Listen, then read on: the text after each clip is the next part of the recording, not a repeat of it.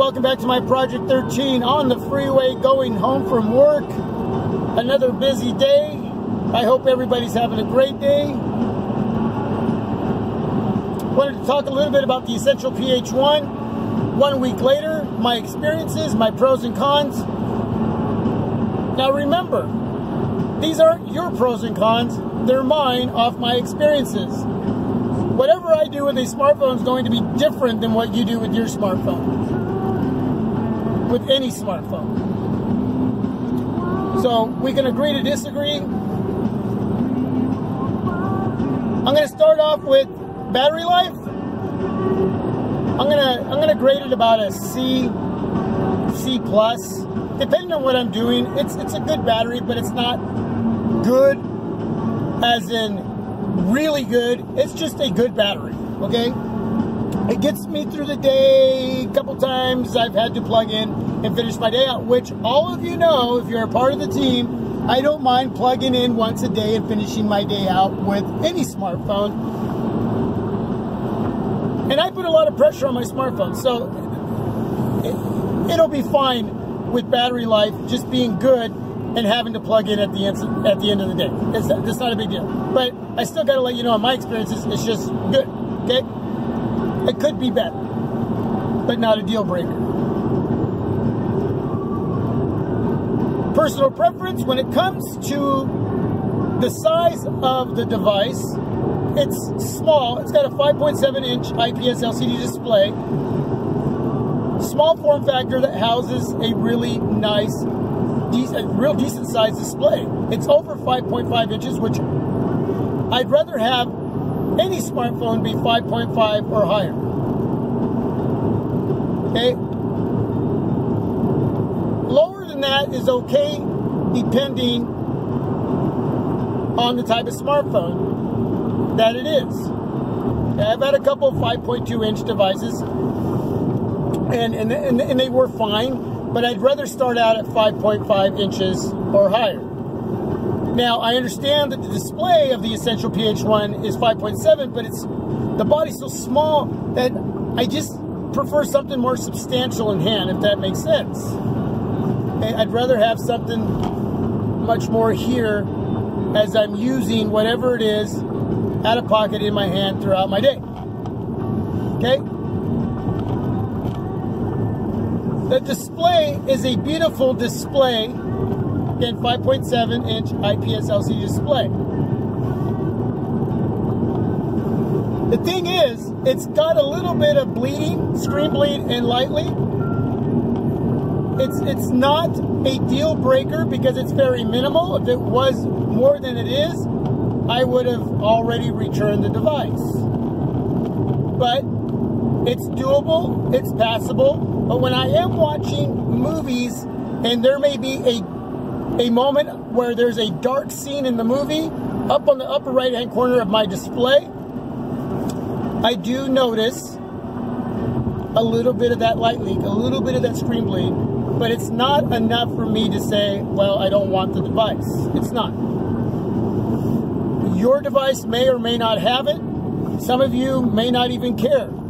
I don't care with mine. Again, it's not enough for me for it to warrant me to return the device and ask for my money back. Just letting you know, with my display, even though it's a beautiful, vivid, and sharp display, the colors are more natural. They're not oversaturated, and yet it's still a vivid, detailed picture on what I'm getting, especially when I'm watching videos and movies. So that's a good thing. But any screen can do without any light leaks or bleeding. I just hope that if you have any of that going on, it's very minimal, like in my situation. The rear cameras need some help when shooting video. It's a bit shaky. Now, thank God that the quality of the video is still sharp and clear. It's detailed. We just got some shakiness going on back there because there's no stabilization. That's an area that it really needs to be there. The front-facing cam is very stable. Great quality picture when it comes to shooting video. I don't understand why the rear doesn't have that as well, and there's no stabilization on the front. But again, due to the fact that the picture quality is still sharp, clear, and detailed, it's passable. It works, but it needs some help there. It needs some stabilization.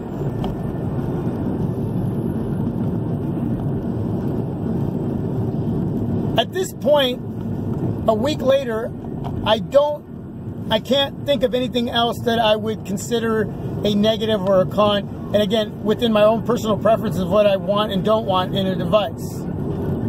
Okay?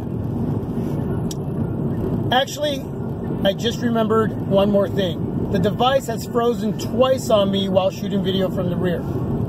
Twice it froze. Why? I don't know. I don't know what that would have to do with. I've heard of that happening with some of the Essential PH-1 devices out there. But with mine, it was when I was shooting video from the rear. As far as what I like, I mean, there's a lot to like. There's a lot to love. Yes, it's really cool that you can take a 5.7-inch display and squeeze it into such a small little body. That's super cool. And again, the display is vivid, sharp. The colors are more real life. They're warmer. They're not oversaturated. Looks great. Very detailed. Love my media intake with the display.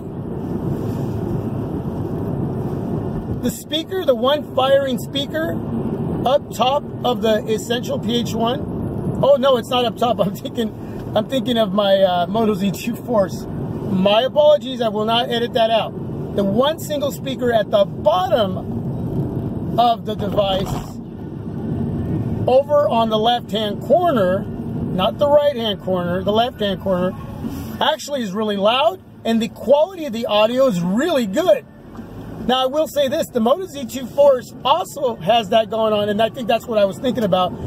It has one single firing speaker where the earpiece is, so the earpiece is doubling up as a speaker. But both those devices are loud, but more importantly than that, the quality of the audio that you are listening to, whether you're watching movies, videos, or music, is amazing for one speaker on both those devices. So that's a huge con with the Essential PH-1. Performance and functionality, bare bone, stock Android 7.1.1. Wow. Phenomenal. Fast, smooth, buttery, silky, velvety smooth. Cannot go wrong when it comes to performance and functionality with the Essential PH-1. The quality build, ceramic, titanium, strong, sexy, strong, beautiful, strong. Hold that device in hand and you can feel the girth in that small body with that 5.7-inch display. You can just feel the frame, the solid frame, the materials all around the device, that ceramic material. Just, yeah. Really strong device. Really strong device. Very easy to use. Now, I'm not mentioning waterproofing or wireless charging because I don't really care about those areas. I mean, if it has it, cool, thumbs up. I'm digging it. But if it doesn't, I'm not too worried about those areas. And so when I'm making a video like this and I'm going off my pros and cons, my likes and dislikes, I'm most likely not going to mention areas that don't mean too much to me. So I know that some of you may drop that information down below. What about this and what about... Then you're looking at what you prefer on a device. It doesn't matter to me to have waterproofing or wireless charging. It really doesn't. The Essential PH-1 has a great display with just a little bit of negative going on with the light leaks and bleeding, but still a beautiful display within a body that's very solid and got an engine underneath the hood, the Qualcomm Snapdragon 835, that is just powerful, and everything's so well optimized that it allows the device to perform beyond. It performs beyond and allows the functionality of itself to work for you, the user, as it's in your hand, out of pocket, out of purse, and whatever you're doing. Now, again, I've heard of this freezing thing going on with some of you out there. Mine happened during a couple moments of shooting some video. And actually, I'm going to stop off at Best Buy here instead of going straight home. Decided I want to look at some smartphones.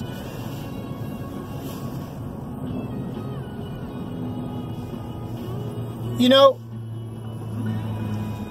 if they could work on the cameras on the rear when shooting video with that stabilization, wow, how much better would the device be if there was a software update to give the Essential PH-1 that stability, like the front-facing cam.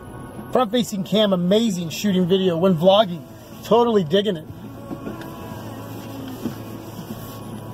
Maybe when Oreo comes out, we go from 7.1.1 up to 8.0. Woo, that is bright. Maybe battery life will get better, because it's a really well optimized device. So I'm surprised the battery life isn't much better than what it is. It shouldn't just be good, it should be really good. My media intake, the speaker, awesome. Price point, $699, $499, $449. Now you could go to Best Buy and get the 360 cam for 50 more bucks. Why not? Do it. Great price point for a great device with so much, with a few areas lacking for me personally. And if those areas could be worked on, as far as the cameras on the rear, the battery life, figure out what's causing the freezing here and there with some of the devices out there. For $449, you got yourself one sweet deal. One killer sweet deal that's really hard to pass up, no matter what is out there at the same price point. It's got the modularity system going on there. We don't know what, did I say modularity system?